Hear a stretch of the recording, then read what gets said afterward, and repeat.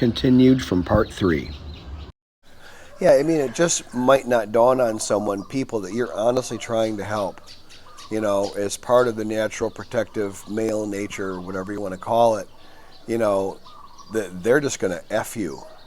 Um, that's what they do. And in hindsight, maybe at some point, one of them in the group might have an inspired thought of, geez, we shouldn't have effed over that guy. If we would have just been decent to him, he would have built a house on our land and paid for college for all the kids and helped everybody around the house, but that may or may not ever cross their thought pattern. I mean, they're scammers. They drop you in the mill, and that's what they do. And so far, I don't really see them. I don't know that they really necessarily make themselves very happy, but whatever. But it that was one reason when I did have some problems and some red flags things that should have been red flags popped up. I mean, I kept thinking, well, but they're not trying to hurt me. I'm helping them. I'm trying to reach into the water and save a drowning person, and they're trying to stab me. And I mean, really, and it made such little sense. I kept thinking, of course, they give me stupid cultural explanations that I fell for because I didn't know any better. But and that's why I say one of the huge red flags is to when they're always explaining stuff away, because that's what they do. That is what they do.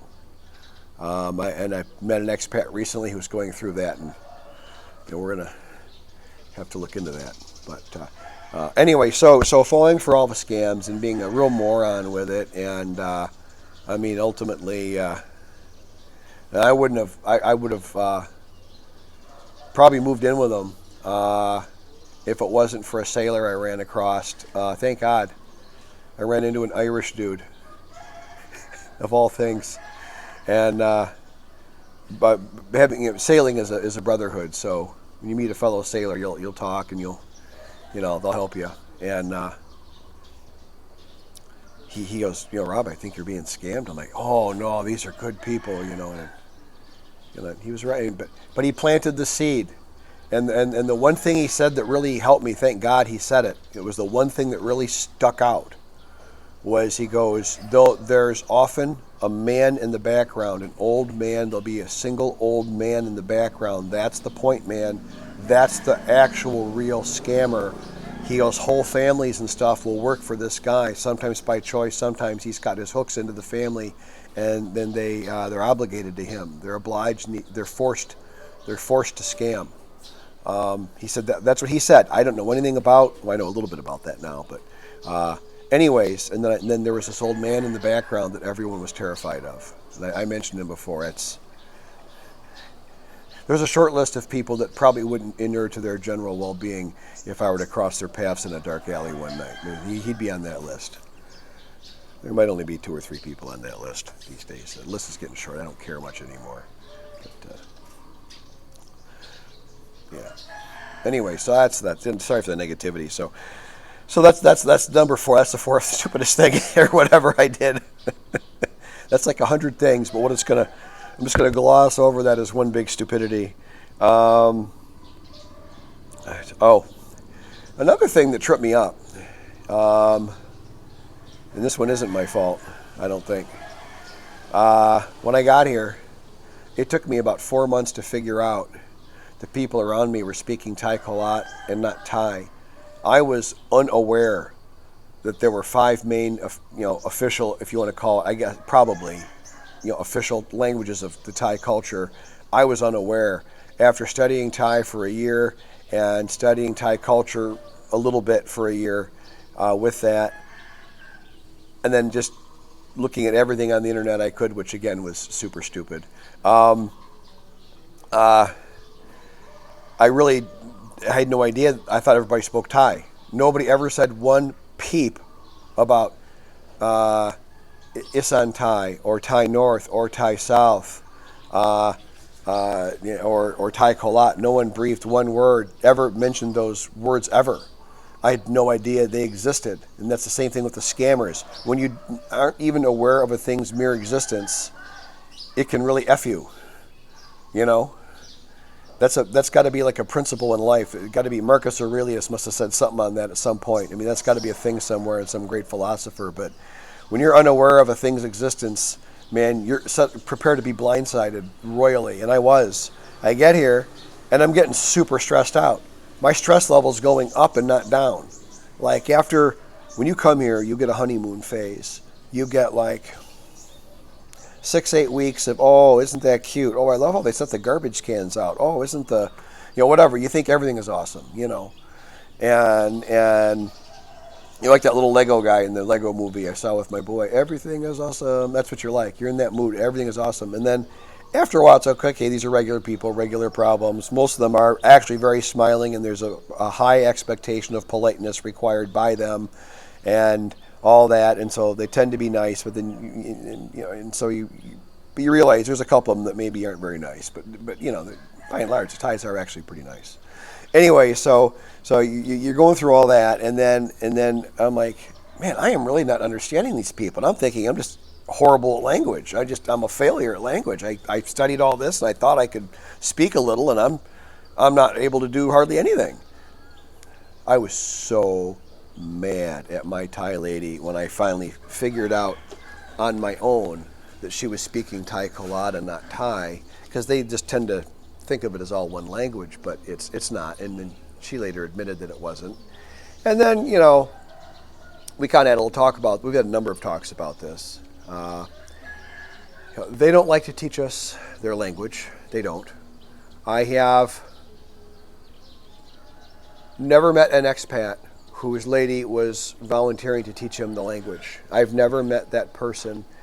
If you're that person, please comment. We just want to hear that there's at least one of you somewhere in the whole country. They don't want us to know their language.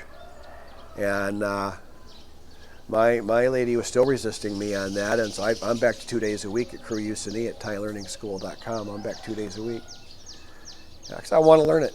I'll never be able to speak it like they can, but I have a little basic level now, and I can probably triple or quadruple that in the next, 3 years or something, and that'll be awesome, and that'll probably be plenty for me, and that's cool. And the rest will maybe come organically or something, we'll go from there. So, so that's the other dumb thing I did. Let's see what else is on my. I came here with 2 bags, my electronics. I backed up some files, which was smart. I brought some critical medications and things with letters from my doctor, all that stuff. I brought relatively few clothes. I could have even brought fewer because there's just not a lot will transfer over to here. The style's different, what you want to wear, what you're going to feel like wearing. You're just going to be a different person here. However you are in your home country, you're going to be different here to some degree. You're living in an entirely different environment with an entirely different people will change you. Just like we're different with different people. I used to have one architect I worked with. I don't know what it was, but whenever we got together, I became a comedian. I just would crack jokes the entire time, and we're both laughing. And I don't know why that was, but I was just funny with him, and we would just laugh, And other people, I don't feel like joking with. We're different with different people. That's just human nature. And you're going to be different when you're in an entirely different freaking country. You're going to be different. And you'll wear different clothes. You're just not going to feel the same. And people dress different here. And, some of the Thai style I do, and that's okay. My wife likes me to look a certain way when we go somewhere. That's fine. Some of it I feel a little stupid wearing some of the stuff, and I push back. But, I don't care. I don't want to wear this, And I've bought and had fitted a couple of American-style T-shirts. But I had them fitted so nice, it shows off my physique a little bit, that she doesn't complain. And actually, several of her friends complimented her on me when I'm wearing the clothes that she was a bit not super happy about me getting. But so it kind of worked out. So, some of it there's a limit to how much I'm going to care about all this stuff. I really try and all that, but there's limits, So, so that was that. So clothes I brought probably still too many. Even in my 2 little bags, 1 big bag and 1 little bag, and you're allowed 2 pretty big bags. I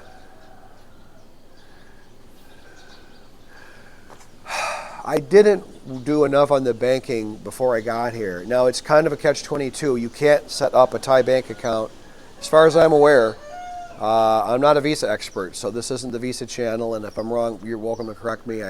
I got corrected before on a couple things on this. I just generally say go to the official government websites, which I've listed in one of my videos on that, and go to Expats of Nakhon Ratchasima group on Facebook, and join other Facebook groups for the area you want to settle in. If you're going to be a Concane guy, there's a big active group of expats in Concane on Facebook, whatever. And you'll get all the help you want, and there's invariably some group of super sharp guys that are, know all about this and can give you, they'll in 2 seconds give you a link to 2 or 3 government websites and tell you what the process is, But anyways, but you can't get a bank account unless you're here in person. End of part 4. No, thank you for supporting my YouTube channel. Thank you very much.